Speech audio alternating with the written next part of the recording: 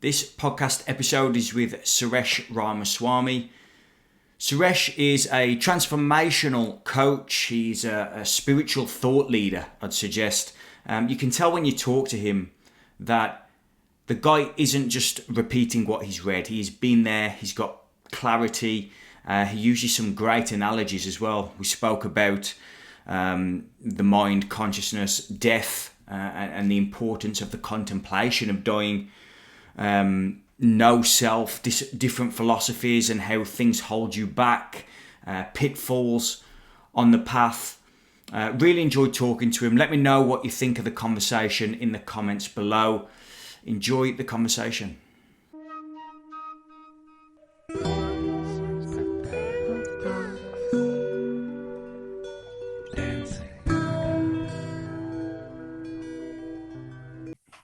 Suresh Ramaswamy, thank you for joining me. Delighted to be here. It's a real pleasure. Suresh, tell me a little bit about your background and your history. How have you got to the point of you teaching and spirituality and consciousness? Okay, yeah, that's a big question, and I'm gonna be necessarily a little. I'll condense it a lot. Yeah, sure. And if there's something in particular interesting, we could definitely dive into that. Mm-hmm. So for me, it's spirituality, consciousness has been always super interesting. And it started in my early teen years, but it showed up as not so much interest in consciousness, but as dissatisfaction with the prevailing view of things. The conditions were actually very good. I was, had a wonderful family, great school, great friends. So nothing much to complain about. And by the way, I was born and grew up in India. So this was in a big city in India. But as I started thinking, it was very clear to me that what the textbooks were saying and what the usual, media and so on, authority figures were saying was just not sufficient. It's not satisfying. And so the response to that was feeling a little bit downcast, feeling a little like, oh gosh, is this all there is to life? So that's where it was. And now, luckily, I stumbled across some books that really opened my eyes. So these were books on spirituality, and they were specifically books written by mystics. So these were not philosophers talking about, we think this is how it works. These were people who had actually dedicated their life and who had tasted this higher consciousness. So that really got me. I mean, I could feel something in these writings, and I knew this is what I'm looking for. So that was very, very clear. So right from then on, maybe I was 15, 16, I was always privately, all my time was focused on delving deeper into these truths. So, of course, all these mystics, they say, you got to meditate. So sure enough, I would meditate, or I should say, I just tried meditating, and it was like pretty hopeless. I mean, I was just basically sitting and like, this can't be meditation. So this is very how it is in the beginning. Now, I'm going to fast forward quite a bit because that intensified more and more over the years. And what I started doing, I think, in my early 20s is I felt like, boy, this daily meditation is not going to get me anywhere. I've got to really crank it up. So what I started doing is I started looking at the most intensive meditation retreats in the country. And by that time, I was actually in the United States. So I had moved to the US to pursue higher studies. So I was looking and saying, where are these intensive retreats, which are going to be very painful because you're doing 10, 15 hours of meditation every day and you're not used to it. It's going to be painful. But I decided that's really what I needed because otherwise nothing's going to happen. So I did find these retreats. Sometimes they were Zen retreats, sometimes whatever tradition they were in. To me, it was like they're all about ultimately the same thing.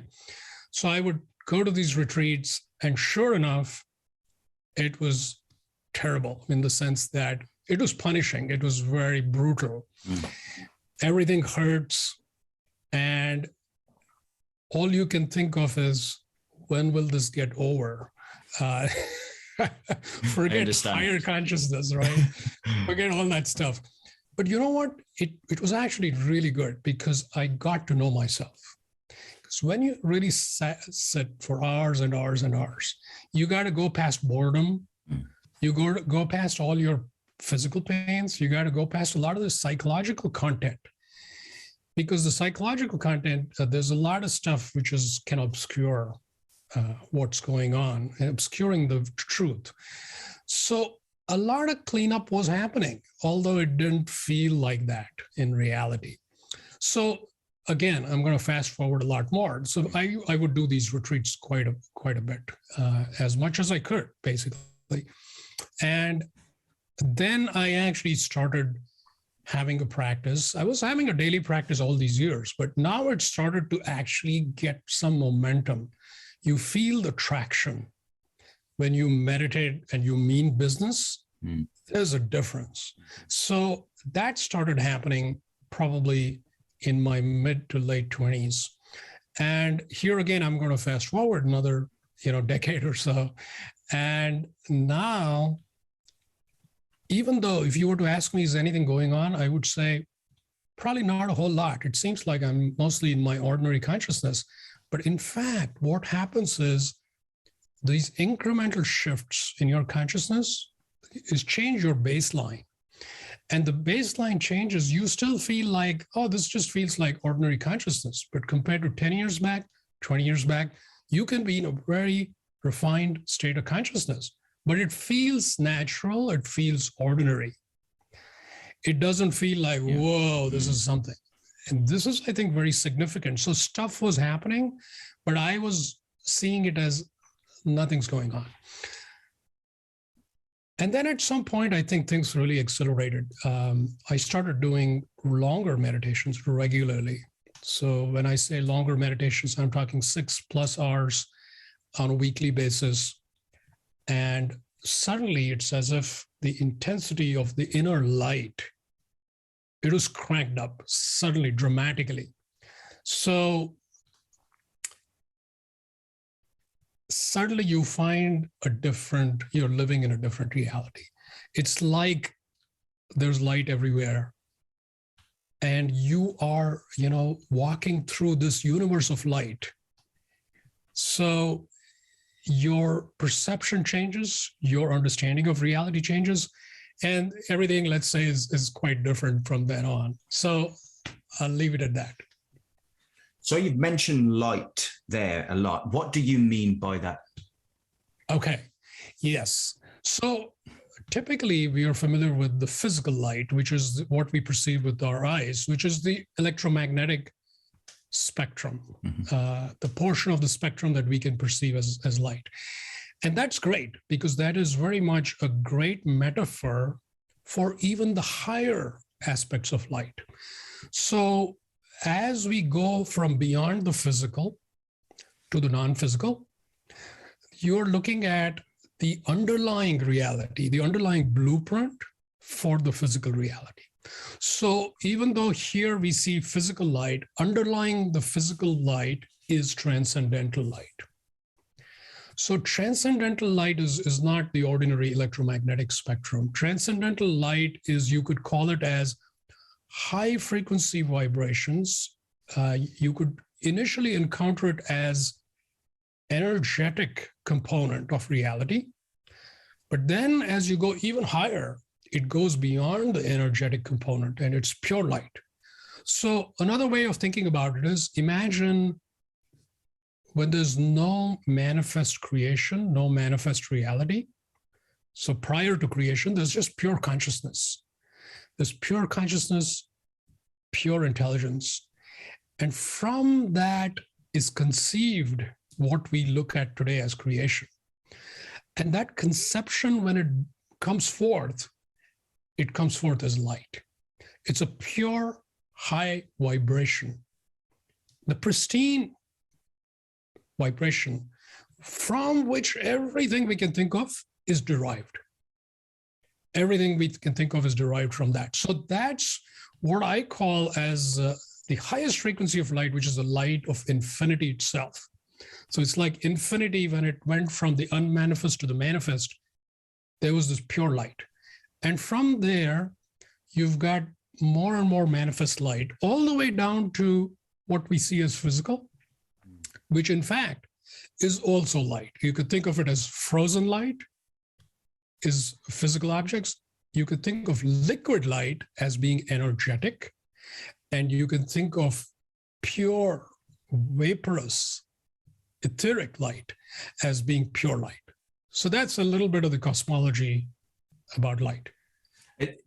Would you perceive what you've just said to me as knowledge? So knowledge is an interesting thing. When we first navigate... Suresh, let me just tell you why I asked that question. Okay, yeah, please. Because you said you did a lot of meditation, and Yes. you said the phrase inner light.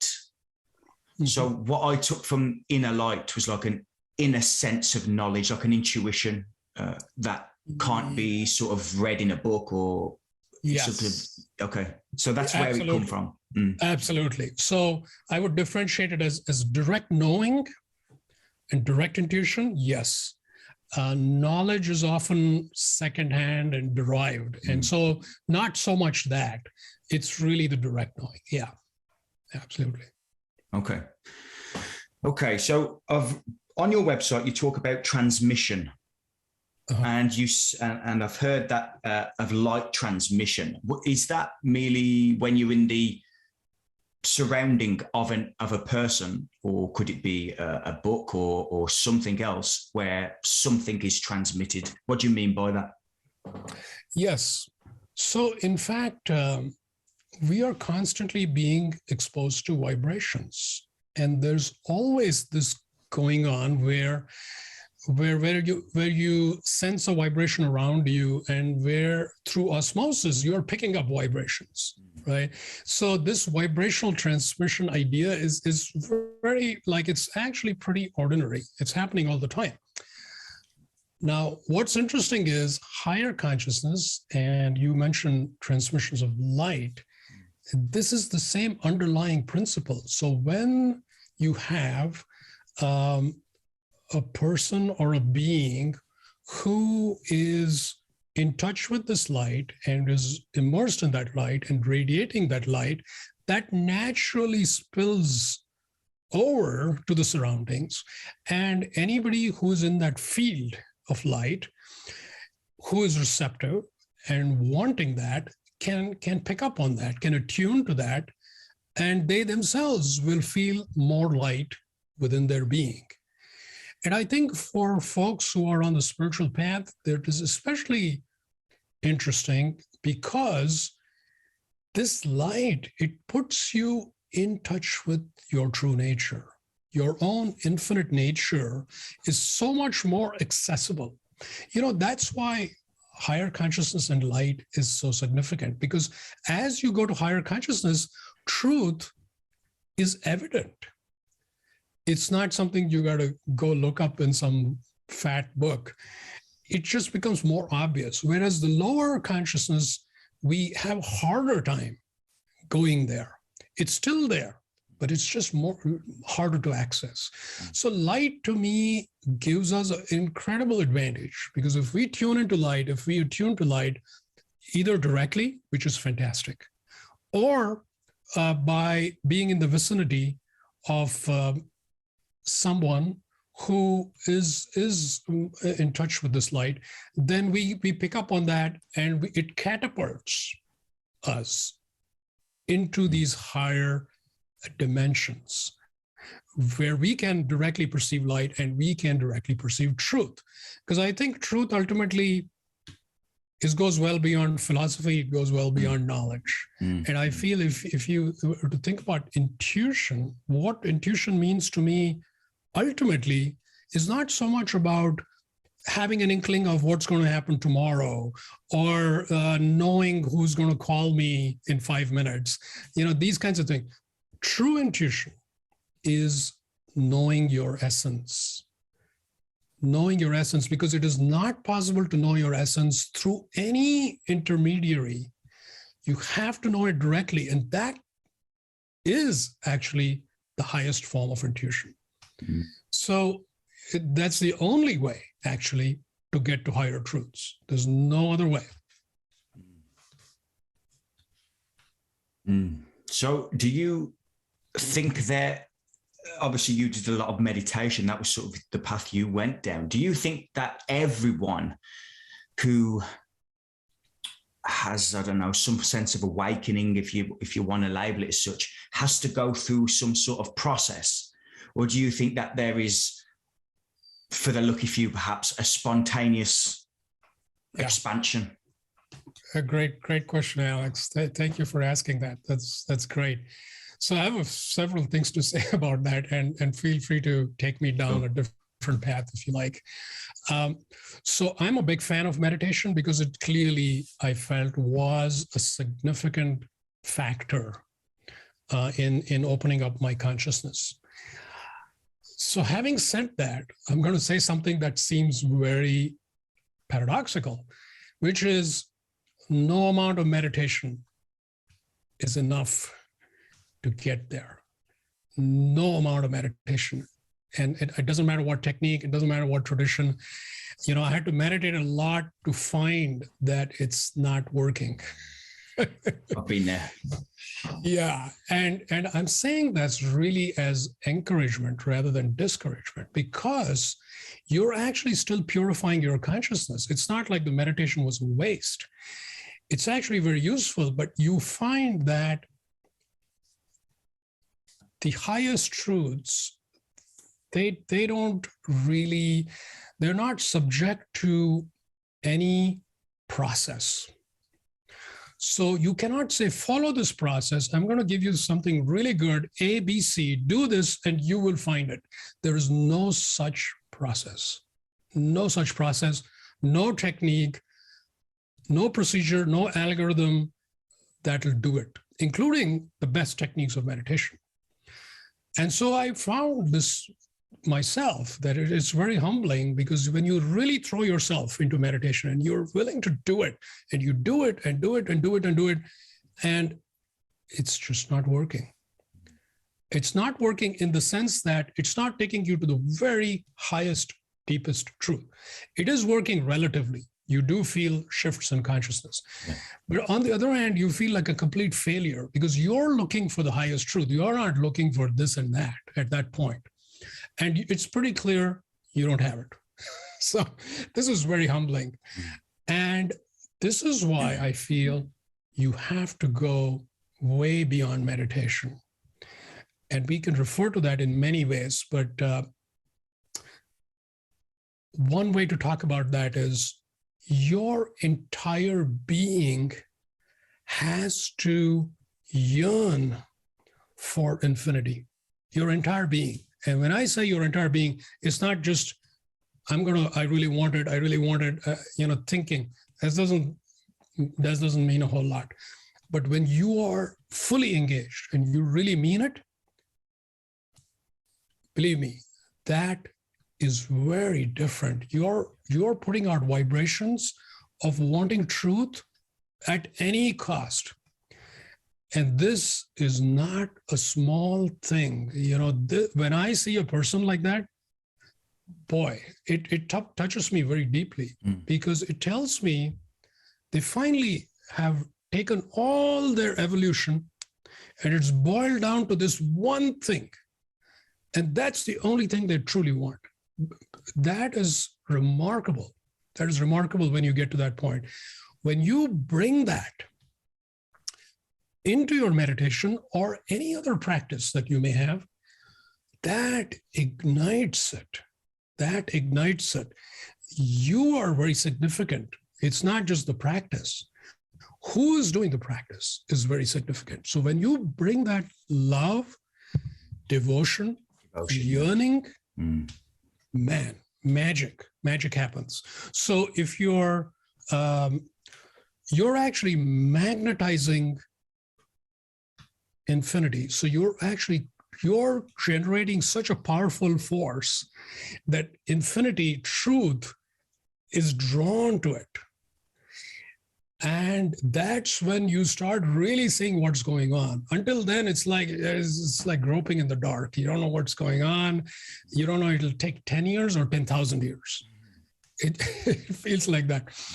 But boy, when the light within starts, it's like stepping into sunlight. You cannot deny this is there. It suddenly becomes, whoa, this is it. This is it. And then a whole new journey begins, which is merging into that. So for a period of time, you are you could say you're face to face with the source of light, which is just remarkable. And slowly but surely you dissolve. And as you dissolve and merge, there is only that light. There is only that source. There's nobody who's trying to get there. There's nobody who's trying to get there. So I'm covering a lot of ground here. Yes. And condensing it.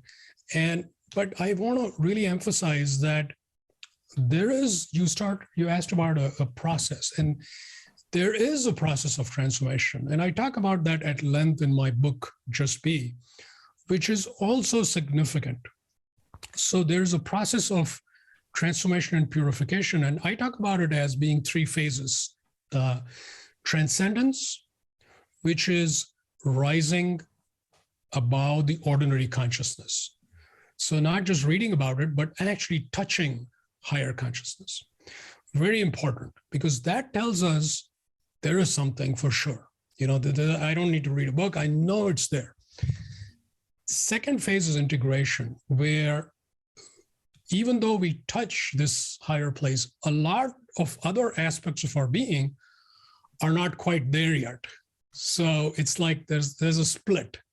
So bringing all aspects of our being into the light is integration.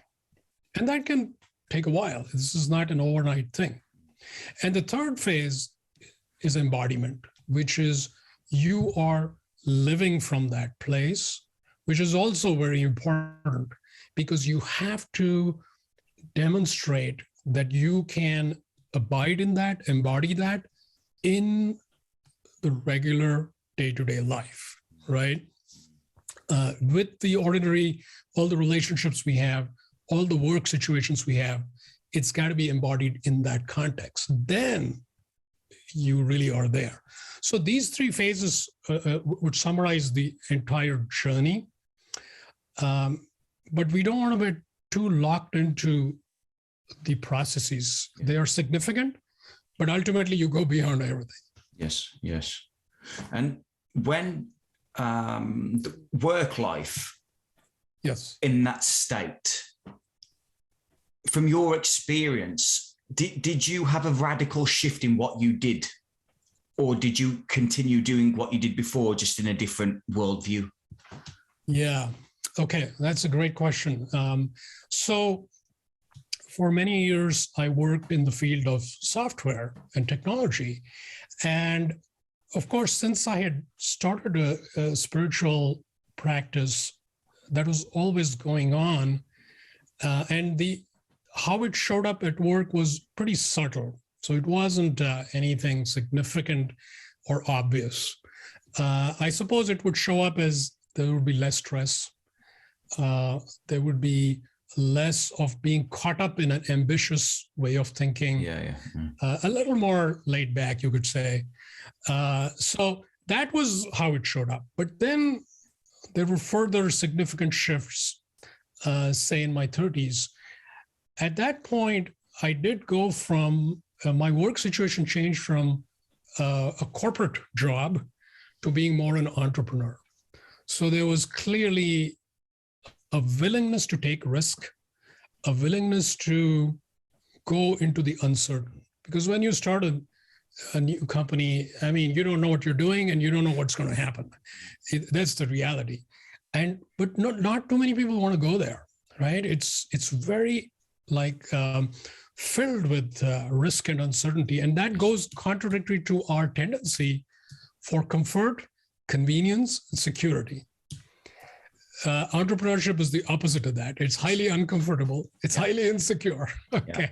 And there's no guarantees. Chances are you're going to fail, right? Just statistically. So I felt that those years of meditation I did actually helped me because I was like ready for that. I was ready for that. And of course, it's still difficult, but something in you says, I want to go there because it's so important for me to feel like I'm in charge of my destiny. I'm in an empowered place.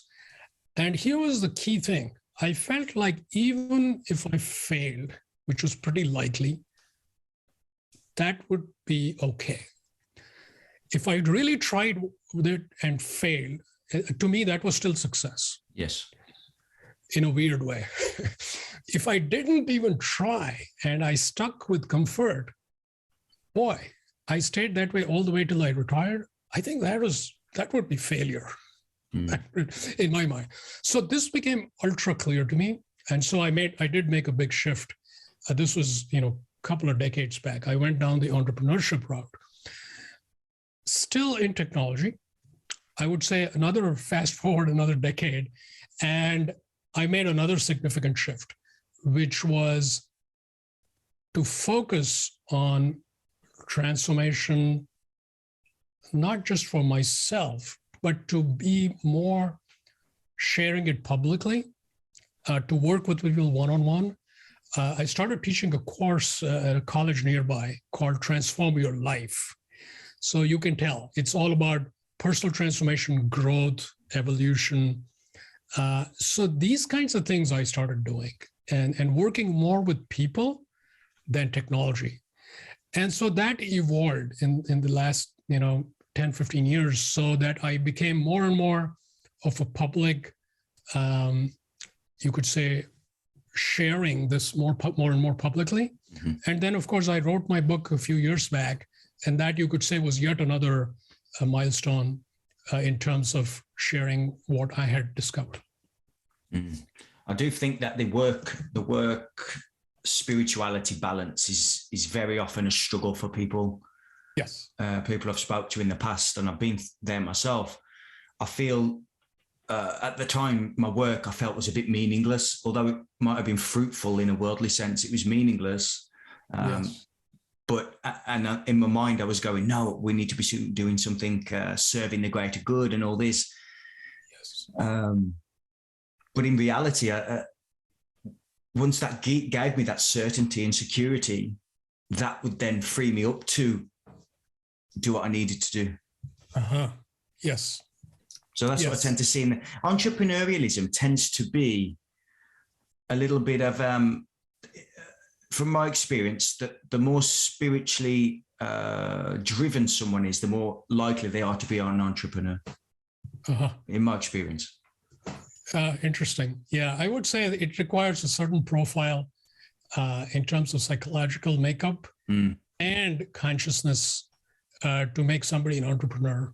But I feel this work life and work spirituality balancing is going to look a little different for each person, because not everybody is ready necessarily to go down the entrepreneurship route. And there are ways to function in the corporate setting where one could be more and more conscious, because I think we do need that too.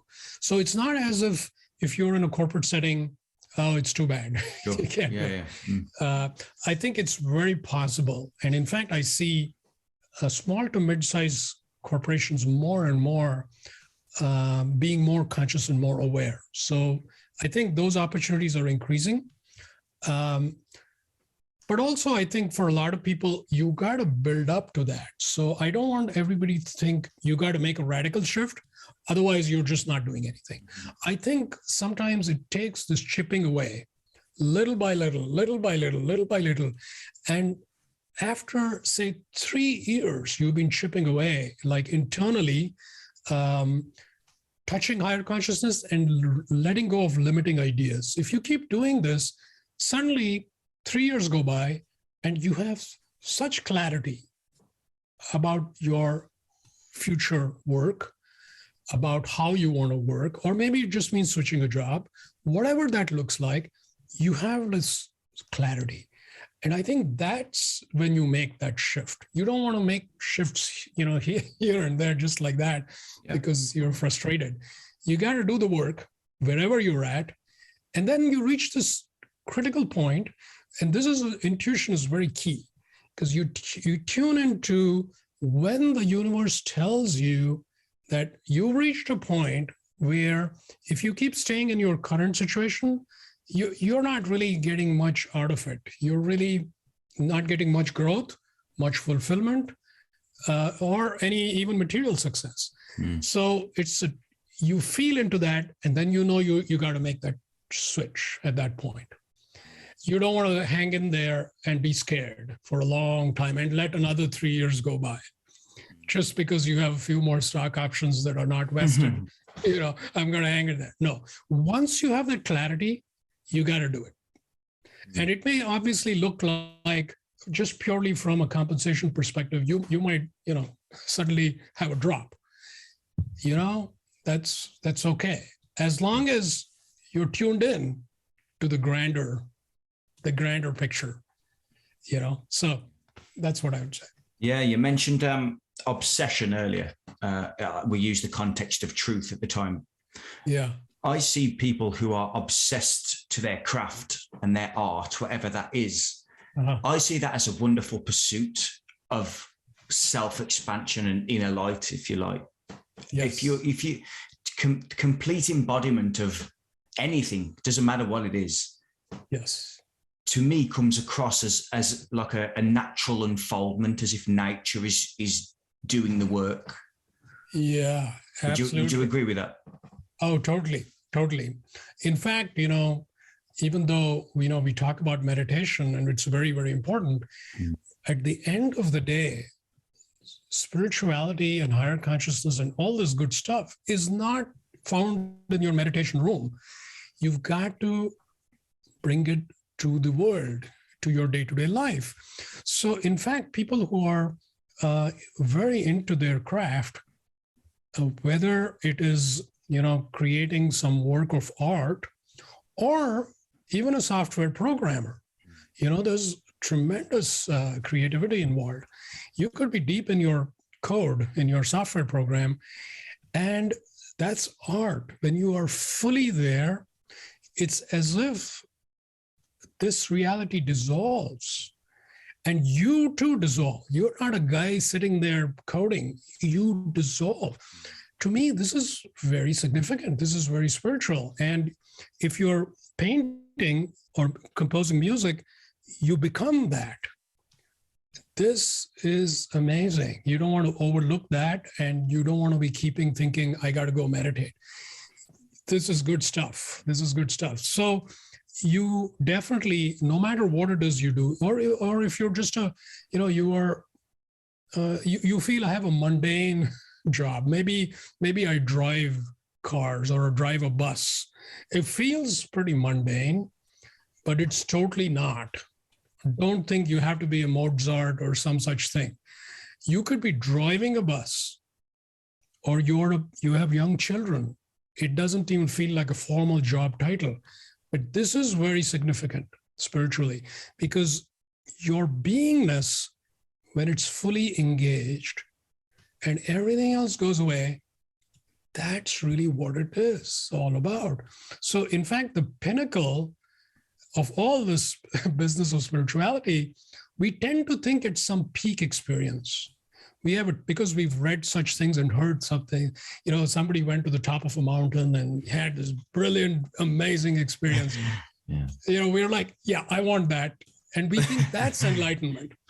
But actually, after the guy had that experience, when we went back and he's like cycling back home and having a cup of tea and doing chit-chatting, I'd like to see what's happening there, because that's when the beingness is apparent. How do you treat people in your life? Are you connected? Are you in tune with this reality? It's not just, oh, I'm in the light, everything here doesn't matter. That to me is obviously a disconnect. So beingness is actually, to me, what I call that state. It's really a stateless state. Yes. Where you're always abiding in this place of isness, simply being, not being this or being that, but simply being. And you know what, Suresh? I think a lot of people take that as just sitting on the sofa doing nothing. Right. And they think, oh, it's just, maybe nihilistic or something like that, some philosophy that they've read. And Right. I say to people, no, when you get completely lost in something, that's the peak experience. Yeah. And I talk personal development industry has sort of labeled it as flow state. I think that's like the new phrase for it. Mm-hmm. But I said, like, this has been written about for thousands of years. Right. And now they've just called it flow state and everyone's jumping on it. And I'm like, no, just go and read that down there. That's right. Yeah, there's always this buzzword, a new way of talking about it, and that catches people's attention and so on. But yeah, there's a lot of confusion. Actually, this has been there for centuries, that if I just sit around, since I'm already, that, so it doesn't matter. I don't need to do anything. And you just said meditation doesn't work. So, why should I bother? So the beauty is this state of beingness is not some intellectual state. So if you just convince yourself, yeah, I get it, I'm there, I'll just hang out, I don't need to do anything. And I'm pretty good at that. I can just hang out. I've been doing that since I was a kid, don't do anything. Well, there's a big difference, because the sense of identity is critical. Who is it? Sitting on a couch is fine, but if you're there but not there, if you're really simply present, then it's fine. And if somebody is simply getting this intellectually and they just sit on a couch, it doesn't work, because life actually is brilliant. Life is, by the way, the best teacher by far. Oh, yes, yeah. By far, right? So what life does is it'll present a series of situations which will get you out of that sofa very quickly, because it'll turn up the heat. It'll turn up the heat, and you can't just sit around pretending, well, I'm there. You will feel the heat, and this will get you going. And this is the very positive aspect of suffering. We normally, as human beings, of course, we don't like suffering, and I don't like suffering either. But suffering by far is the greatest motivator I've ever seen, because it gets us going. It gets us going. And so if somebody is simply lost in some sort of intellectual understanding, life will not stop. It'll continue, and it will turn up the heat. So sooner or later, we will be back, pursuing the purer, higher truth, because we'll know life will show us that we don't quite get it. So we will be forced to do whatever needs to be done. So can I take from that you believe that everything that's going on, life is your best teacher, as you said, everything that's going on is a lesson towards that higher state all the time? Absolutely. I think everything that's going on is really, I would say, in that sense, benevolent. It's really benevolent and benign. It's nobody's trying to hurt us or harm us or any such thing. And this is what you really start seeing when you start seeing more of the bigger picture, that there is a tremendous amount of love and compassion that is packed into every plane of existence. So we don't need to feel like we're stuck in some really nasty place or any such thing. There is tremendous amount of beauty, love, compassion right here. So the experiences, once we get past a certain point, usually we have a very strong finite identity, a sense of who I am, and that tends to bump up against experiences, and that hurts. Yes, yeah. But as we get more liquidy, as our sense of identity is getting a little more refined, you bump against things, but guess what? It doesn't hurt as much. You have started to learn the key learning. We have such crisp statements about all kinds of wisdom, but really, this tells me what's going on. If somebody is liquidy and they bump into experiences, that tells me they have evolved quite a bit, because they're constantly able to be in a fluid state, and experiences naturally are not so harsh. Experiences become very soft. That's amazing. Whether it's a health challenge or a relationship challenge or anything, it feels soft. And then if we keep going further, then we evaporate. We're like gas. How does it look when you bump into something and you're a gas? It doesn't hurt at all. Mm. And that's the state we reach, where experiences finally don't have anything to teach us in that sense. Experiences become simply revelations. Yes. Of higher realities. No longer that hurts, that doesn't hurt, I like that, I don't like that, etc. There's no dramatic story. It's all flowing through you. And you could put it another way. You could say that it's as if the universe, as if infinity is able to live through you so that it handles the experiences for you. So since you are not butting your head, it doesn't get hurt. It doesn't bump you in the head. The universe is constantly taking it on for you. And this is a beautiful experience, because you can see you go through something which is obviously very painful, let's say. And you know that at some point or time in the past, this would have totally, hurt you so bad. It would have been traumatic probably. But now it just goes through you. It just goes through you. And infinity takes the impact, so to speak. And the same thing that was traumatizing is now such an intimate contact with infinity. It leaves you in tears, actually, tears of gratitude, tears of feeling that this whole thing is pretty real. What just happened, is not something you just thought about. It is felt. Yeah. Yeah, self-identity is a big one. You guys call it soccer over there. I used to play professional football here, soccer, and I had to stop playing at the age of 21. Uh-huh. And that was my, as you said, bang, head against the wall. Yeah. And that was, I literally picked up a book days after that event. So it was a fracture of my ego that made me pick up a book and say, right, try and fix me. Something's wrong, fix me. Uh-huh. And that's when everything started to peel away at that point. So I love the way that you use elements as well. That's a great analogy, how you work with that.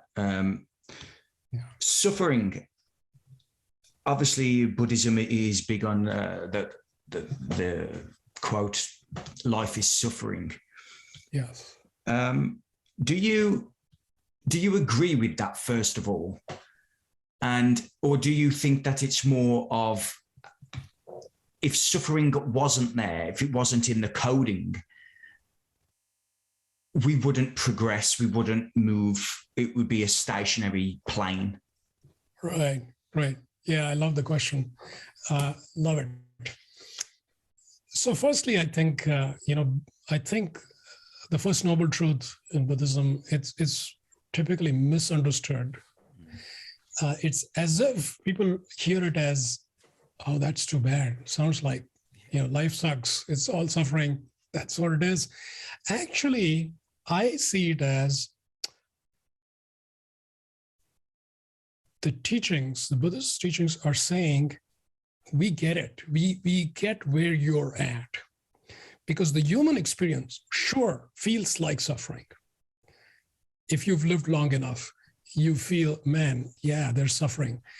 And so it's acknowledging that sense of there's a harsh quality, there's a gritty quality, it's rough, it feels painful, and it's saying, we get it.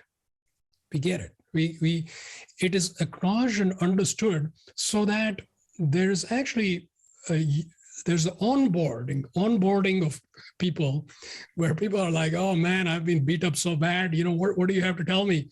And so the wise teacher says, I get it. There's a lot of suffering. So I'm with you. I understand you. I'm not in some high dimension that I don't even know what you're talking about. Yeah.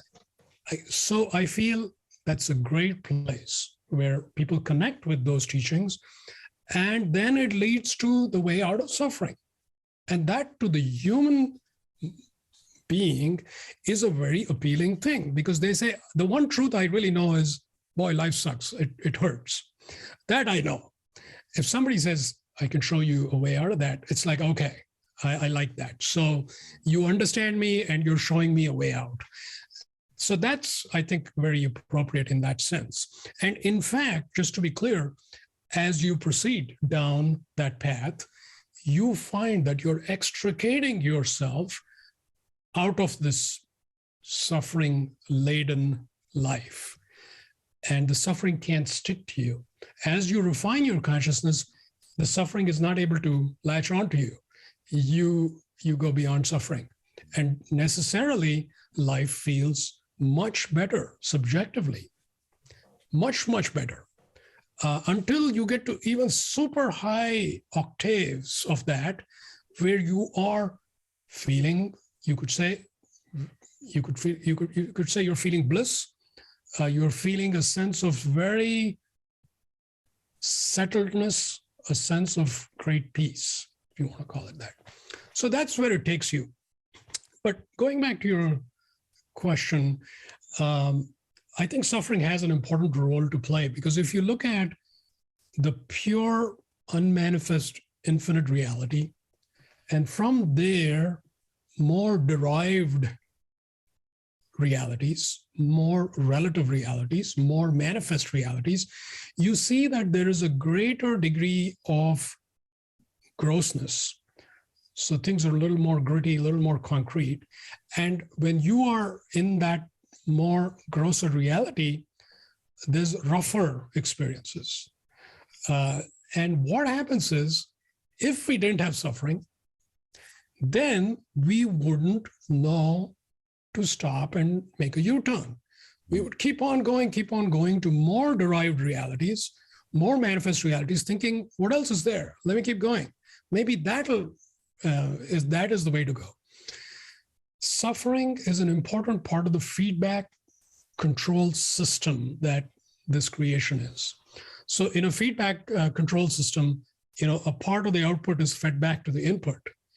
And the input now is regulated so that the system is going towards stability and greater order. So what suffering does is, so there is a process where you could say the process of involution, where we're more and more individuated, and we think, oh, this is so good. I'm special. I'm unique. Oh, I love it. I want to be even more special, even more unique. We keep going down that path until we feel like, man, this is something's not working here because it hurts. Mm. Then we make a U-turn and the involution switches to evolution. Evolution is saying, I'm going to trace my way back to source. And suffering, at every step of the way, suffering plays a very important role, because the feedback tells us we're going off track. And then we're back on track. The suffering diminishes, tells us we're doing something right here. So we can keep going down that path. And we do find that suffering has dramatically reduced. And we find that suffering was previously attributed to outer circumstances. We find that all that suffering was mostly me, actually, which is rather shocking. If you tell that to a person who is still going down this outward facing journey, they will be like, you don't get it. You don't know what happened to me. Yeah. I grew up in this inner city and people beat me up. I was bullied. Then I got into terrible relationships. And then I had all these things, which seems all outer realities. They are like, I'm just fine. I didn't do anything wrong. But once you get it, you start seeing that actually, yes, there was some outer stuff, but I had the biggest role to play. I was the biggest reason for my own suffering. And oh boy, it's very depressing, but it's also freeing. It's also freeing. That says, okay, now I know what I need to change. I just need to change myself. I don't have to change my family, my community, my country, my world. I have to change myself. And that's going to have the biggest impact for me as well as for the collective. That self-responsibility is very often rejected, though, isn't it, by the ego? Because then it's a sort of attacking itself. If it accepts that self-responsibility, it diminishes itself. So it's very difficult unless people are aware of what's really going on in the mind. Right. Then they're just going to be living in self-deception and self-illusion. Right. So this opens up a great topic, which I think people will find interesting, which is, you're exactly right. The sense of self says, why should I attribute it all to myself? Because then I am becoming the biggest problem. I don't like that. It's tough to make that switch. One of the things that's useful is if your sense of self is healthy, let's just say. So you need a healthy sense of self, which means that even though you still think I am this separate person, if you have a good, stable psychological makeup and a stable environment, that helps, because that allows the ego to relax a little bit and say, I'm ready to take an honest look.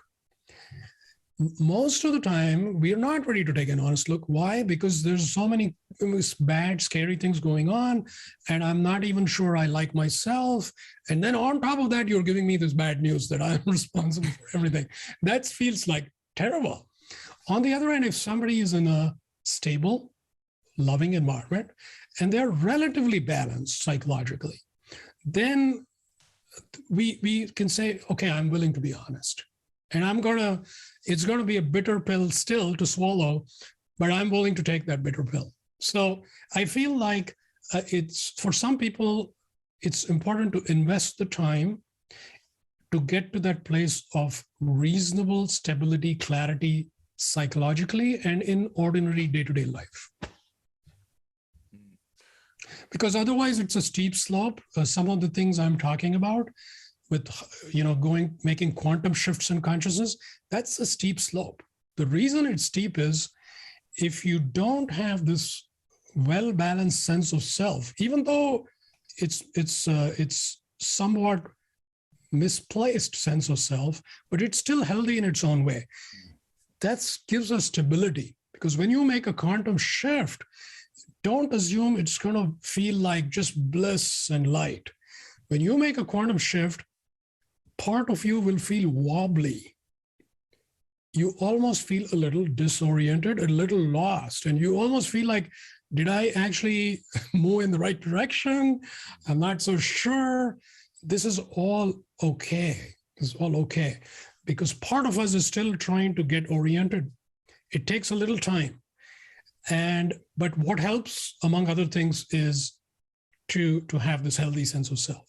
Other things that help is access to, of course, resources, whether it's a community, which is, talking about higher consciousness, or a guide or a teacher. Those things also help. Although, would I be right in assuming that the sense of self that you're talking about is actually a construct? Although, yes, it serves, it's got utility, it is a construct in reality. Yes. Yeah, totally agree. Totally agree. So it's almost like these are things we will discard and things that are not ultimately absolutely real. But we also have to respect the relative. This is very important. Absolute truth is absolute, but relative truth is we find ourselves in the relative reality. So you cannot just shove it away and read a book that says, oh, absolute truth is the only truth there is. And if you do that, now you're going to end up with a split in your being, which you will have to integrate. You can't just walk away with that. So in fact, you've created a situation which you'll have to work through at some point. So in fact, what I would recommend is you want to stay at a good place every step of the way, even if it is not reached the peak. You say, part of me, yes, I'm somewhat lost in this reality, but it's okay. But you still care about it. You still got to be balanced, holistic. Yes. And so the phases I talk about, which I mentioned a minute back, transcendence, integration, embodiment, I don't want to make it look like these are one-time things. One big transcendence, one big integration, one big embodiment. No, in fact, it's an iterative process. So you have a little bit of transcendence, a little bit of integration, little embodiment. Now you are at a better place. And then again.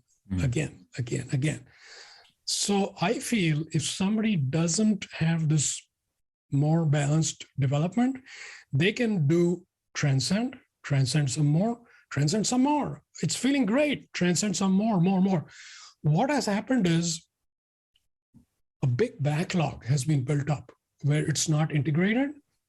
If you go and talk to this person and spend some time with them, you find that they're pretty weird in certain ways. They're very conscious sometimes.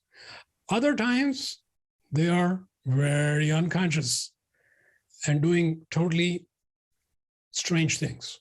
So this says they have not done the integration along their way. So you don't want to let it build up. You want to keep integrating, so that wherever you are, you're still at a good place. So when you say integration, could you maybe expand on that? What would that look like? Okay, yes. So integration, in fact, is, you could look at it as every single life experience is an integration experience. Why? Because there's gross aspects and something's happening. Let's say it's simply a traffic jam and you're frustrated, or somebody at work is not treating you well. It doesn't feel good. There's a gross aspect, and then there's the subtle aspect. These two are rubbing against each other.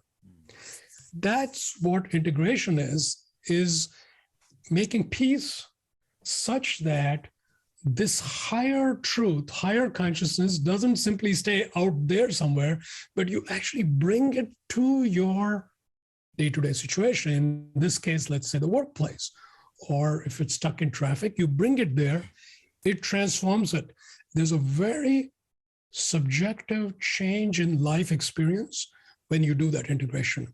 It's as if something in me which was pushing away, resisting it because it was not pleasant, it suddenly is gone. And you can still see, I don't know if I like this. Obviously, I don't like this. Somebody's not nice to me at work, but it's still different. There is no friction from within us. You still say, I got to deal with this. I got to say something. I got to do something. But there isn't this inner churning, which really is a lot of emotional suffering. That is what goes away with integration. So obviously, I think human relationships are full of opportunities for integration. Almost every interaction, some things go well, some things not that good. Somebody says something which just bothers us a little bit. Well, that to me is an opportunity for integration. It doesn't have to be some big argument or something. Every little thing is integration.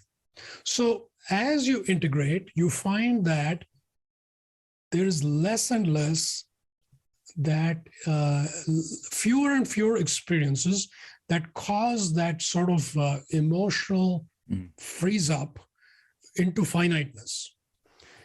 Because that's where we get caught up. We say, "Oh, I can't believe he insulted me." I mean, I've been doing this job for 25 years. This new guy comes and he insults me. So we feel like I am there. Previous day I was floating in non-duality. now it's like, wait a minute. So this is integration, and so there's practices I talk about in my book, which I feel is very important, because you don't want to just wait for life to present situations. You can do lots of integration. So there's integration you could do at the physical and somatic level. You can do integration work at the energetic level. I'm talking subtle energy, which I think is very important, actually. And then you could do integration at the light level, which is very powerful.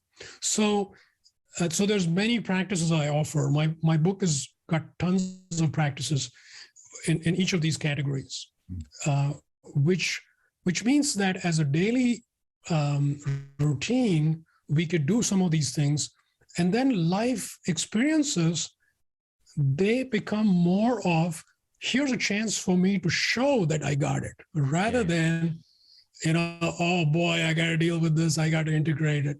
It's like, oh, look, I could handle that pretty well. And this is pretty cool. This is really cool, because life becomes subjectively much more pleasant. And I think it's a beautiful byproduct of higher consciousness and integration. Because like I said, people are often thinking, I got to go somewhere, I got to go for a retreat, some exotic location. That's what will do it. But to me, it's what happens when you come back. That's the key. Yeah. Your average day is the key. Yeah, I think a lot of the spirituality marketplace, it's full of that, where people, it's like more of a dopamine hit than it is actually a transformation. Right. People go there, get addicted to that dopamine, and then they'll keep going and going 2 or 3 a year, and they think they're getting somewhere and doing something, but their reality, their life shows something completely different. Exactly. And to some extent, we all go through it, and all the things I'm talking about, all the mistakes, I've made all the mistakes. So, so it's not like that didn't happen to me. There was certainly an emphasis, I think, for myself, an overdue, an excessive emphasis on peak experiences. When I got started with meditation, I was like, if I'm going somewhere, I got to have these experiences. Otherwise, what's going on? And it's not true, but that's what I was thinking. And it takes a while, but I think us talking about it means for a lot of people, a lot of viewers, instead of being in that mode for 5, 10, 20 years, in just a couple of years, you can get it. You could say, wait a minute, I'm getting too drawn to these types of experiences. I'm going to go for the true higher spirituality, which is past this experience-oriented type of spirituality. Where would you put siddhis on that spectrum, what you've just said there, in terms of experiences? Yeah. So siddhis, in case somebody's not heard of it, are these powers. These are special powers, like the power to levitate or the power to be in 2 locations at the same time. These are not ordinary things. So as one hangs out in higher consciousness, some of these things may show up. A common one is being the ability to intuit where somebody is at in their journey. You can intuit that. You don't really know all the details, but you get a sense of it. It's intuition. It's pretty interesting. And then, of course, there's many exotic ones. But the important thing is, while these things might happen, they don't indicate anything. So in fact, it is possible to pick up on some of these things and be not anywhere close to true freedom, true realization. And so this can be very misleading, because here's a person, let's say, who can levitate. And, the average person is going to be like, wow, they can levitate. That means, obviously there's something amazing is going on here. Nothing, no such thing. It doesn't mean anything, actually. So we don't want to be thrown off. And I think this will become apparent, let's say, a few centuries from now, where more and more people are in higher consciousness, just like that. It's no big deal. And it'll be more common to run into these powers. And we realize it's just not a big deal. It's just not a big deal. So first of all, the takeaway is we don't want to chase these powers, because they can become distractions from the real pursuit of truth. Second thing is, even if you have one of these powers, don't take it too seriously. It doesn't mean a thing. It doesn't mean a thing, actually.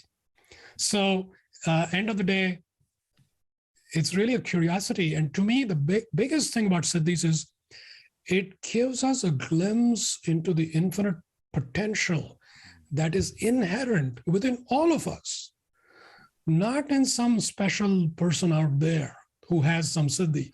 If anybody has that Siddhi, that tells me, that points at my infinite potential, even though I can't do what he does. I think that's the most significant thing about Siddhis. Mm. Yeah, that's interesting. You mentioned in there then that about in a few centuries, maybe people will be at a higher state as a collective. Do you think that consciousness is always going in that direction? Or do you think there are rises and falls, if you look at the Hindu yoga cycles and things like that? Yeah. So if we were to look at almost like a stock, plotted on a graph, if you look at it, it's always up and down, up and down. Oh boy, it's fluctuating all the time. It's like that if you look at it at a close distance. If you start stepping away from it, and when I say stepping away, I'm saying we're starting to look at centuries, so much more than the human life. Then we start seeing that it's actually steadily increasing. So there's little bumps up and down, but overall, if you average it out, it's steadily increasing. So, and if you step away even further into, say, thousands of years, then you start seeing other patterns. You start seeing cycles where indeed it keeps on increasing for thousands and thousands of years. And then it does decrease too after that. So this is a much larger cycles. But bringing it back to, I think, what's going on right now, I feel that actually we are at a point where the consciousness is increasing rapidly, even though that doesn't look like it in the newspaper, on TV. It is, in fact, the churn. This churning that's going on. You pick up anything, right? Whether it's countries or economies or social media or pharmaceuticals, you could pick up any area and you could start feeling like, oh boy, there's trouble here. There's a lot of trouble everywhere. This is what it means is we don't have any place left to hide our consciousness. We like to hide out for thousands of years, and just be comfortable. It's gotten us into the sun. It's getting us into the light. And that does its thing. The light does its magic. If you simply hang out in the light, it transforms consciousness. It is an alchemical shift, which is absolutely magical. So we are being pushed into the light. And the consequence of that, to me, there's only one consequence, which is kind of what I said earlier. In a few centuries, the average level of consciousness, much higher, much higher. And I feel, the part of that which I'd like to highlight is we still have a very significant role to play. you and I, which is we can still be kicking and screaming and resist it. And we can kind of have a much more turbulent experience, much more choppy. And if that's what we want, that's what we get. On the other hand, if we proactively turn towards light or any other aspect that feels resonant for you, the listener, that can dramatically change things. We will shift, and we will shift elegantly. And who wouldn't like that? I know I would love that. And I feel this is very, very possible. There's nothing that says that this shift has to be slow, painful, and loaded with suffering. No. If we let go preemptively and proactively of limiting thoughts, ideas, concepts, beliefs, and we offer ourselves, we yield to higher consciousness as exemplified by light, which serves as a bridge, because the light, when you connect with it, it pulls you. It's amazing. So we make ourselves available to it, and then it happens, because it cannot be thrust upon us. We have to go there ourselves. And when we do that, boy, it's just so beautiful. It's just so beautiful. And I see this in people who have made that shift that I've come across. It's like beauty revealing itself. Their transformation is not this full of bumpiness. It's beauty revealing itself. And that's how it can be for all of us. Like a blossoming of a natural state. Exactly. And, although we talk about some of these things as being lofty things, in fact, it's very ordinary and very natural. This is really how it gets to be when you abide in it and you have integrated and settled into it. It's not a big deal at all. It's very natural. In fact, most of what we think of as natural is unnatural. The way we tend to operate tends to be pretty unnatural. That's why we suffer. If you're unnatural, you suffer. Do you think that's why there's quite a lot of what's labeled as mental illness? Do you think that is a lot due to the unnatural living that we're in? People go to work 9 to 5 every day and all that. Oh, totally. A lot of our psychological and mental issues are due to lack of balance, lack of alignment with higher principles. Because the more you drift away, the more you're not aligned, you will start feeling it. In your physical body, it'll feel more uncomfortable. In your psychological states, you will feel more discomfort. You can't sleep well. You don't eat well. So it starts hurting. And unfortunately, our tendency is to adapt to the lack of alignment. So we say, I'm so tired, I'm just going to watch Netflix. 2 movies back to back. Yeah. I'm just going to do that. We start doing these things to numb ourselves because we're feeling the lack of alignment. And the right thing to do is to bring ourselves into alignment. But instead we say, I'm going to do a maladaptation by doing weird things, by ingesting painkillers or ingesting psychotropic drugs or whatever your favorite thing to ingest is. Maybe it's eating a lot of pizza. You do whatever you do. That kind of thing in the long run is going to end up eventually resulting in some condition, which could be a mental illness. Yeah. And it could be all kinds of dysfunction, basically. Mm-hmm. What role do you think, if any, that psychedelics, maybe ayahuasca and things like that can play in this development? Yeah, that's an interesting question. So certainly you hear more and more about that. And I think a lot of seekers hear, about ayahuasca, and it's like, oh, that sounds interesting. Maybe I should try that. And I've been, sitting and meditating and not getting anywhere.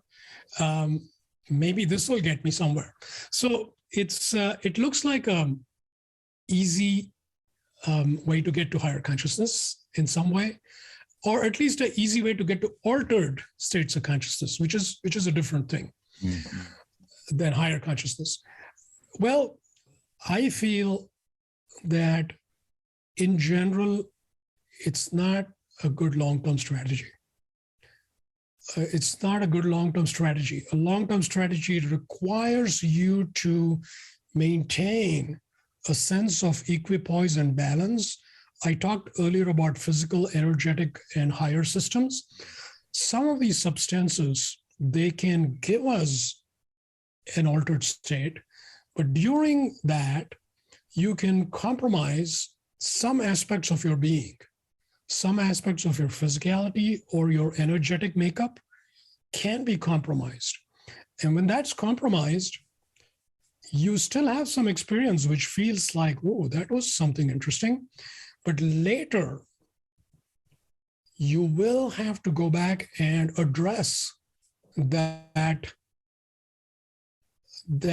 distortion that was caused within your energy field. It has to be repaired, it has to be healed, and it has to be overcome ultimately, because higher consciousness brings with it tremendous amount of energy and light. So what happens is, if there's any undeveloped areas in your system, they will get pushed. Yeah. Okay, they'll get pushed and potentially ruptured if they're not solid. And what does it take? Well, it takes years of those meditation where you felt, certainly I felt that way, I was not getting anywhere. Guess what? These energetic and light channels are slowly but surely strengthened, and their capacity is increasing. So when it's almost like when there's a powerful downpour, you can handle it. Whereas if you've been ingesting things as over the years, you may find there's a lot of vulnerabilities in your system that in the short term, they seem like a breakthrough, but in the long term, there is a price to pay. So I feel generally, I wouldn't advocate it. Now, I would stop short of saying that, it's always bad or any such thing, because there have been clearly times, cultures, contexts in which some of these things can be skillfully used just right, when it gives you a little bit of a breakthrough just when you need it, but hopefully there isn't as much of a downside. But it requires a lot of skill. Yes. It also requires a lot of development. And this is the part which I think sometimes people miss out on. They think I'm just going to show up and it's going to happen. But you got to refine your consciousness quite a bit to take advantage of these subtle kinds of things. You can't just show up and think that the substance will do it or the facilitator will do it. These are two external things. Don't get carried away with that. I feel like you are the most important piece of the puzzle, not the substance.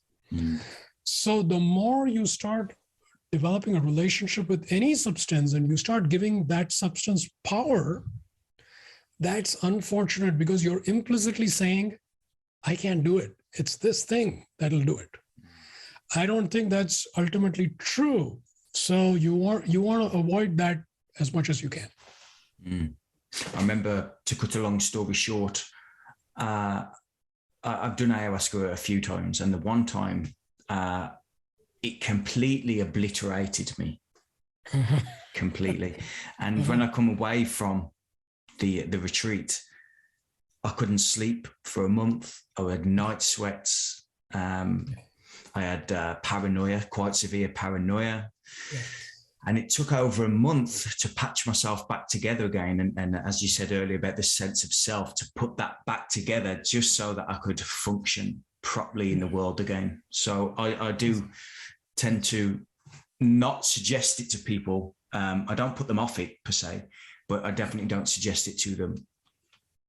Yeah, that's a good point. So really, what you're pointing at is there's this certain integration gap that you're left to deal with to go back to day-to-day life. And sometimes you're just left on your own. You're like, I don't know what to do, and I'm feeling lost and unstable. And that unstable aspect, there has to be a mature aspect of your being that can navigate you out of that instability. Otherwise, that instability can take you off in some weird direction and take years to get back on track. So because of that, I feel it's not just, 2-3 days. I think I can take 3 days off from work and go on this trip. No, it's not a 2-3 day thing. No. Yeah, there's a lot more to it. Let's talk about death. A lovely topic. Yes. Let's talk about death. In my opinion, I believe we don't communicate enough about death, and we don't contemplate on it enough. Yeah. Can you expand a bit on your beliefs, I suppose, around death, maybe what happens and our cultural relationship to it? Yeah. So death is a huge topic, and I actually, weirdly, I think it's a fascinating topic. And this is what I felt when even I was like 20. I was like, this death thing, you gotta understand it. And I feel death is not something like, I'll deal with it. Eventually I know I'm going to die. I don't want to deal with it right now. I got a lot going on. Death is critical throughout life. Even though you're healthy and breathing, death is critical. So death is not at all, obviously, some dismal thing. Everything comes to a sad end, and that's it. In fact, first of all, it's not the ending. I think it's more like a semicolon, not a period. Our existence continues. And this you can only see from your own experience.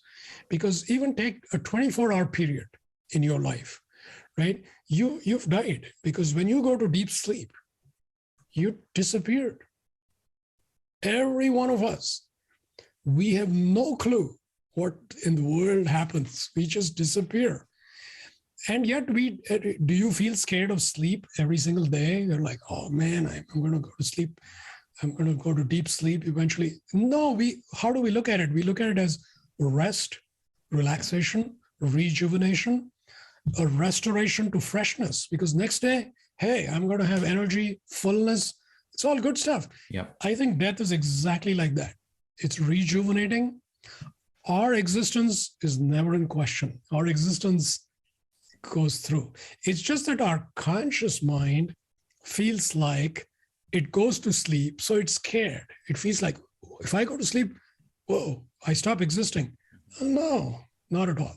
So sleep is something you can look at. But folks who meditate, in deep meditation, you are essentially brushing with death. And I don't mean to scare you that you're going to die or something. No, I'm not talking about physical death. Your sense of self is getting more refined, so that the gross sense of self has almost gone. It has vanished. So it's like you've died and you're still there. You're still in your meditation. In fact, you're feeling expansive. You're feeling pretty good. Nothing is going on. You are tasting death. It's a fantastic preparation for the eventual physical death, but more importantly, it's putting you in touch with pure existence, which is what death reveals to us. Because death is one place we can't hide, because all life, we can entertain ourselves, we can be busy, we can do this, we can do that. And then boom, we die. And when we die, we all see, oh, wait a minute. I get it. This whole thing, it was just a relative reality. It was so fun. Even that horrible accident I had, that was nothing. So we see that, but we don't have to wait till death. that's kind of the overall setting. But I think for people who are very advanced spiritual seekers, there's a very important thing about death that I want to mention. As your state of consciousness, as your level of consciousness keeps going higher and higher and higher, we feel that it's going to feel good. It's going to feel better and better and better. It's going to feel more and more blissful. Bring it on, I'm here. Actually, it's not like that. As you get past a certain point, there's certain, you could say, thresholds or boundaries when there's a significant dissolution of the sense of self. When one of those very significant dissolutions happens, it is perceived by the sense of self as death. So what do we do? What do we do as we're going, as our level of consciousness rises? When we start getting in the proximity of that, we say, no way, no way. That is scary. I don't like it. And that, I never thought that was spirituality. I've read so many books and I've had my own blissful experiences. That's what I want, not the scary thing. This can't be it. So we actually turn away from it. So this is the true death. See, when we physically die, we of course go through some transition period, but then we're back on our feet. We get a new pair of clothes, we get a new body, and boom, off we go. So we repeat that again and again and again. But we still have the sense of self from one lifetime to another lifetime to another lifetime. But here, what I'm talking about with rising level of consciousness, when the dissolution of self is happening, this is truly dissolving who you are, who you think you are. So we may have lived 1,000 lifetimes and preserved our sense of self. And now we bump into this threshold and it's like, I don't want this. I just don't want this. It's very real. And our gut reaction from thousands of years is, no, thank you. Turn away.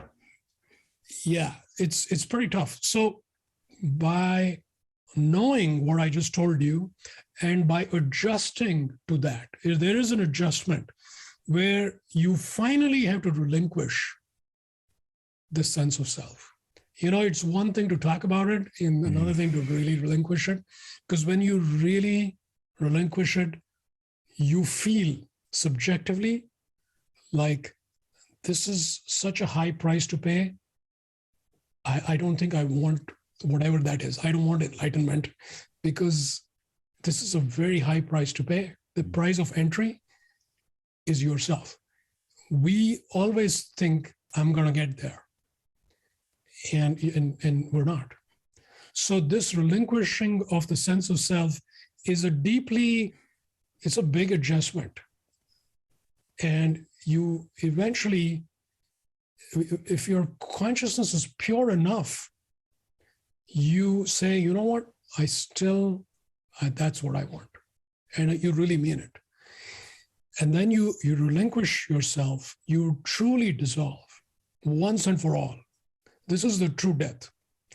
Your physical body is fine, but you're gone. And then you cross that, you go past that. But it's like, it's debatable if anybody really got there because you dissolve your sense of self. So it's almost like it's something gets there, but you can't say what it is. So you can never claim to go to enlightenment and, put your flag that I made it. You can't make it. You just can't go there. An analogy I like to give is about, if you think of the sun, for us, sun is the source of light and life on earth. And sun represents the source of light with a capital L. So there's like a cosmic sun behind the sun. Yeah. And the cosmic sun radiates cosmic light. And so the journey back to source is like you get on a rocket ship and you are going to the sun. And if you think about a couple of things, what happens is, first of all, to get free from the gravitational pull of Earth, it takes a lot, right? You can't just say, I'll jump and I'll be there. You can't. This is the force of the field of consciousness on Earth, which is very finite. It's not a word in English, but it's very finite centric. It's finite. So it tends to pull you. But with a lot of propulsion and a lot of, if you really want it, you can get this rocket ship to take off and escape the gravitational pull of Earth. But even if you escape the gravitational pull of Earth, you're not on the sun yet. You still have a long journey to go. And Earth is still exerting gravity. Even though you're not on Earth, you are still fighting the gravitational force of Earth. But it takes less and less propulsion to keep going, until you reach a critical point where the gravitational force of the sun, which is so much bigger than Earth, it starts dominating the forces on your rocket ship. You can feel it within your being when that happens. It may take years of working, but boy, when you feel that, you feel like, whoa, it's something is drawing me. Until then, I'm pushing.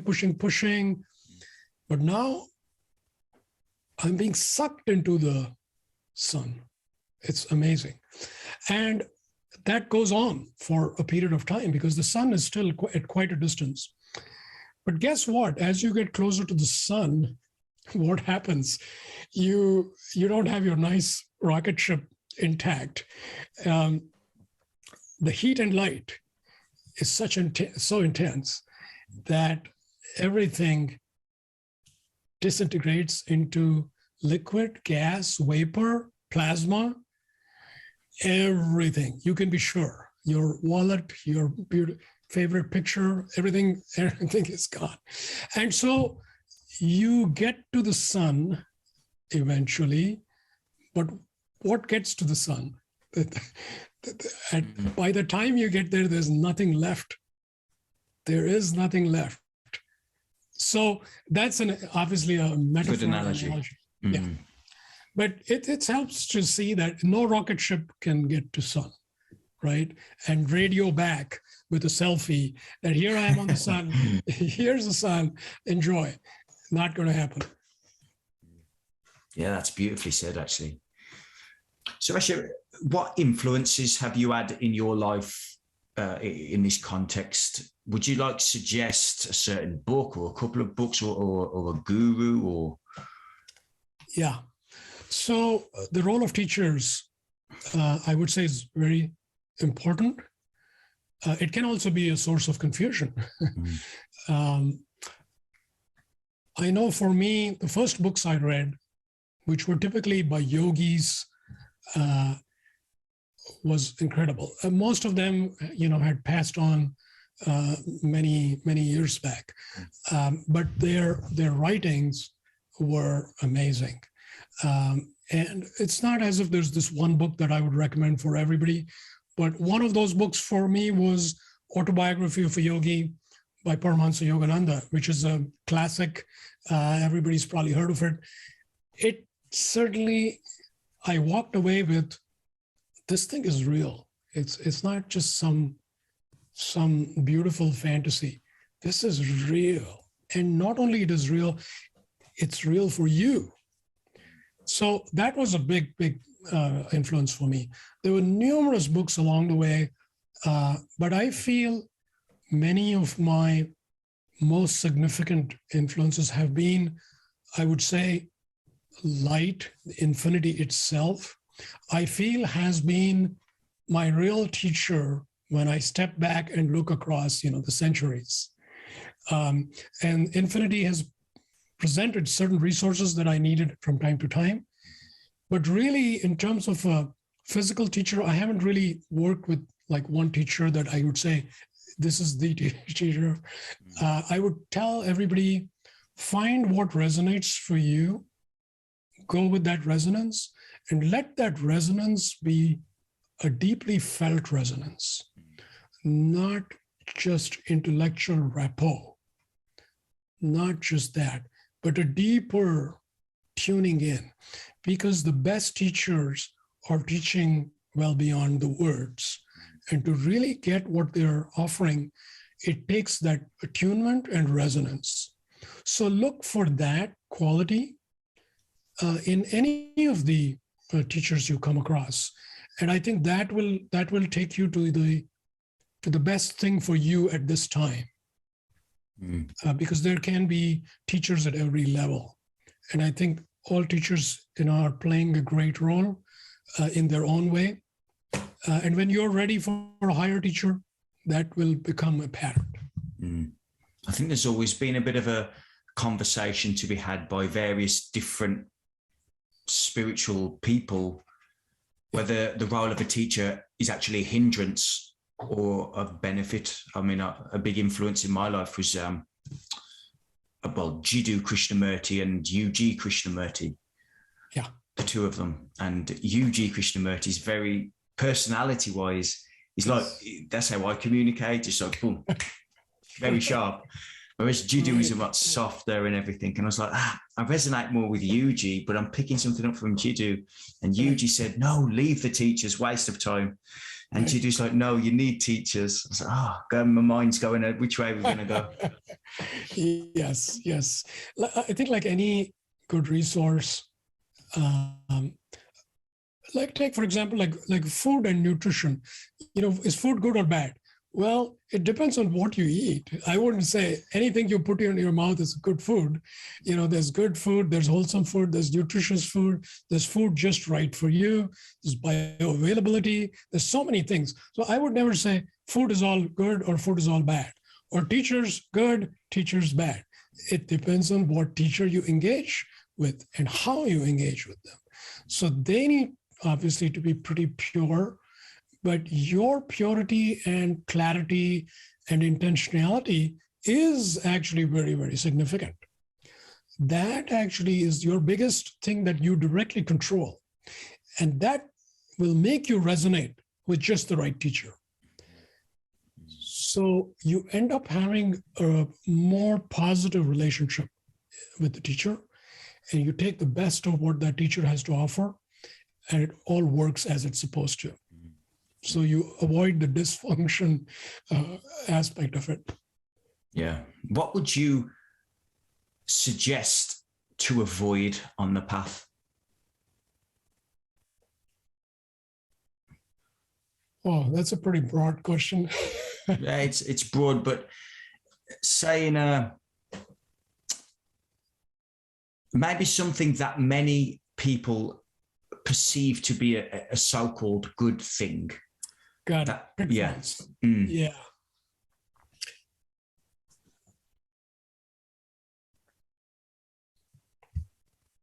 Well, one thing I'll say is we tend to come from a very linear thinking from our past, just living in the culture we live in, where there's so much technology, emphasis on education, a way of thinking which we don't even know we have. We think I'm very rational, I'm very logical, I'm very smart. That is actually a handicap because we get into spirituality and we bring that same mindset and we think I'm smart. But actually, you can easily miss the gold that's actually there because of your mindset. So you have to be greatly willing to be humble and surrender your smartness in favor of a non-linear, unknown, unknowable reality which is unfolding in front of you.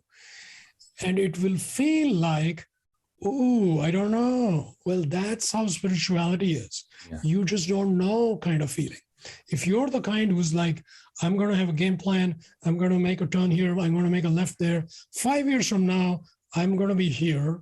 10 years from now, I'm going to have that breakthrough and that's it. I'm going to start wrapping it up. You cannot have that kind of, crisp, linear strategy. This is stepping into an uncharted territory for everyone. So the sooner you give up your linear mind and your addiction, it sounds a little harsh. And like everybody else, I admit I was like that too. This addiction to rational thought, as if that will always give you the right answers, and that's always the ultimate arbiter of truth, is totally wrong. Sometimes we don't know. We meet some great teacher, everything in us says, this is it. And then we go to the master consultant, which is our linear mind. And we ask our mind, this teacher, should I go there? Think about what you're doing, right? You are turning to a small cog and asking it to make a critical decision. It's beyond the domain of the mind. It will not be able to tell you that, or it'll give you some distorted answer. So stepping into this unknowable is very critical. So part of that is we keep saying, I've been at it for 10 years. I want to know exactly how far I am. This is one other byproduct of linear thought, which says, I got to know, am I 10%, 20%, 80%? Some days I feel like I'm almost there. Am I there? And I just want to know. So this is, again, something, even as you get further into it, you start realizing you just can't know. You got to make peace with that you just won't know. And if you have had some handy scales, and there are some ways to measure consciousness that are out there, I would say, keep in mind, these are all models. Yeah. Never take any model as being the right model, because by definition, it's just a model. As soon as you confuse it, you start getting too sucked into that model. No model that I've seen is a full, accurate representation. I actually felt at some point like everything I had read and heard was wrong. I actually felt that. And I was like, oh, okay. I also realized that that's going to be a universal, common experience. At some point, everything disintegrates. That logic that appealed to you doesn't make any sense. And you don't need it. You feel like, here I am sitting in the bright sun. Do I need to read a book which tells me I'm sitting under the bright light? I don't need to read a book. You get to a point where you know it. End of story. Yeah. Yeah. Suresh, I think it's time to wrap up. I've really enjoyed speaking to you. Oh, it's been a total delight. I mean, I can't believe we touched on so many things. I mean, your questions and insights, totally remarkable. I'm thrilled. Well, thank you for coming on. I do appreciate it. Where can people go to check you out and your work? Probably the best one is my website, where you will find so many things, including my YouTube channel and so forth. Let me also give you a visual of my book in case you just want to look the book up. This is what my book looks like. It's titled Just Be, easy enough to remember. Even if you don't read it, I think just the title is a distillation of a lot of things. Yeah. So just remember the title. But you could do a Google on Just Be. My website is justbebook.org. Justbebook.org. If you go there, you'll find lots of resources. Beautiful. Again, thank you, Suresh. I really do appreciate your time. Thank you, Alex. It's such a pure joy. Thank you for what you're doing and for this great conversation. Thank you. Bye-bye. Bye-bye.